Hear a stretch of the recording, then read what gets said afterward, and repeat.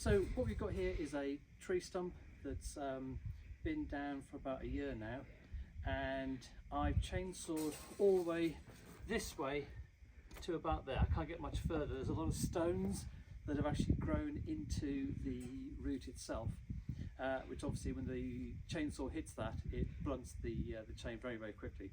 So just talking about the swing that I've already discussed with you, this hopefully would be a good opportunity to show that I can get through this in hopefully 2 or 3 chops.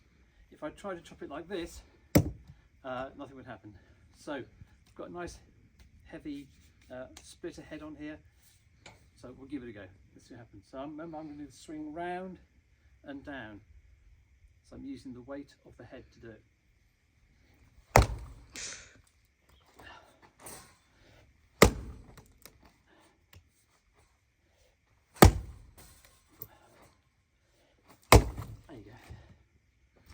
Right, I'm not saying that was easy, but if I was using a normal axe and just doing this, then that would be a lot harder. I can maybe get that bit off there as well, actually. Yeah, there you go. Right, now that we have the bulk of the trunk taken off, what you find is, as the tree has grown, this is a root here that was joining, point with my brush, a root here that was joining in with the main tree here. There was actually a gap there, so I'm just brushing out here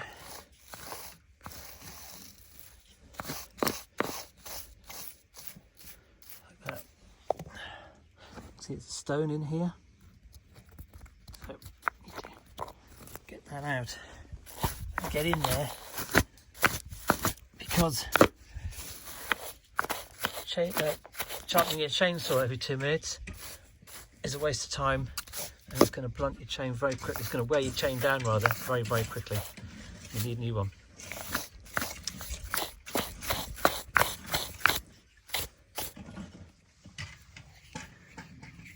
Think about where your chainsaw is going to go, the line of it. So in this case, it's going to cut along here. So I want to try and get as much of this away, can't focus, away from the tree, because again, it's just stones and mud, and that's just going to blunt the chainsaw very quickly. See here, it's a stone, sat right in there. It's actually grown into the tree.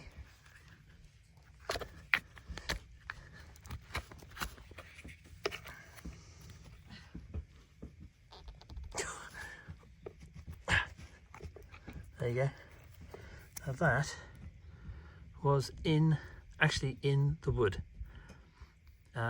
You'll see, in fact, sparks coming out of the tree, and that's the metal hitting the stone. So that's not good, you don't want to do that. Right, okay, so just keep cleaning down here. Yeah, I don't think you can see this. Another one in here. God dear. Another one.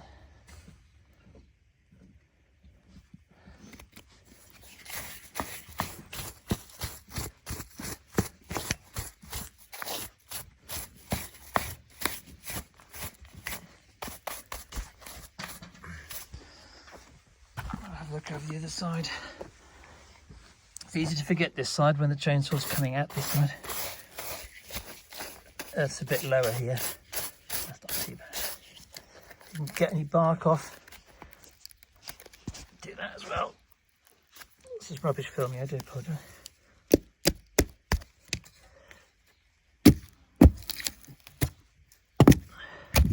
Sometimes the stones are between the bark and the wood, so just make sure you can have a good look down there.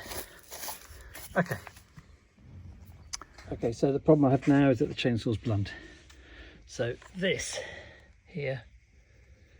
This is very fine, and if you're using a chainsaw and you're getting dust, that's not good.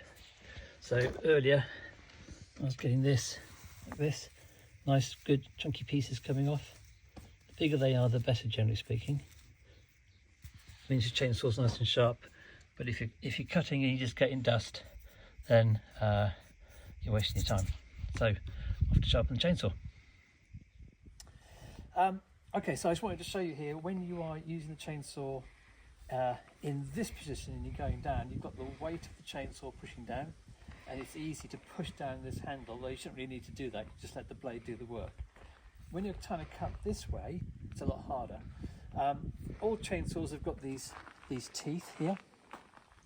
So when you're looking at a chainsaw, try and get one that's got metal teeth, because some of them have got plastic ones. Now these teeth allow you to get into the wood there like that, and once that's anchored in the wood, you can then lever down against it, if that makes sense. So as I'm cutting into here, like this, what I'm able to do is to get that into there and then lever against it like that. So I'm almost through this one. I also see that this is a blunt saw.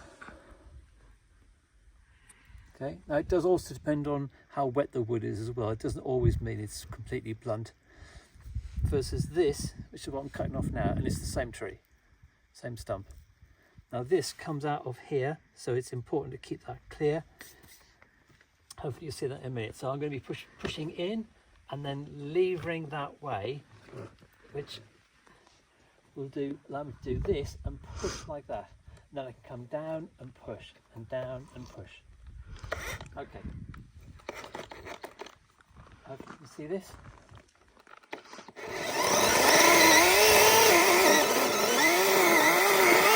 I don't have to push very hard, you can hear the chain strains. Now, obviously this is an electric chainsaw, so it's not as powerful as some of the petrol ones.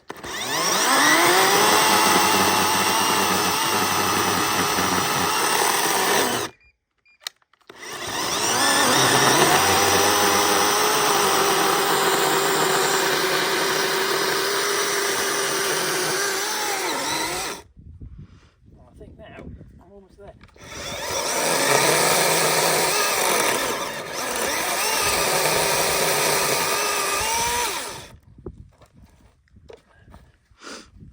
I just need a little tap. Sorry, walking country. There you go. That's allowed me to cut through there. The chainsaw's in here with these teeth, and that action like that. It just makes it a lot easier trying to just push.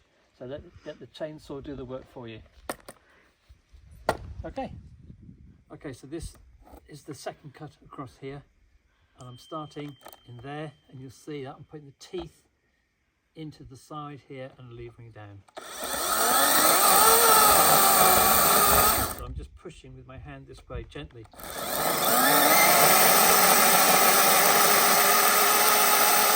Okay, now at this point the saw's trying to cut the entire piece of wood all at once. So I'm going to come back, come in, push this way, and just keep nibbling away like that.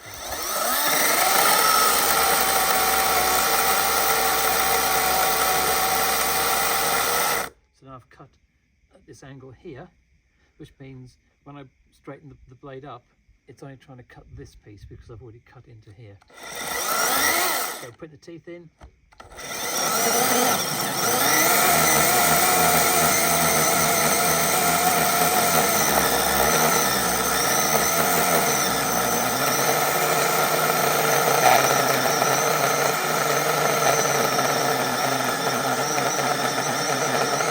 Same position again now, the blade's straight, so it's trying to cut all that wood at once. So I'm going to work my way and do the same thing again. You can see the chippings coming out of here are nice and big.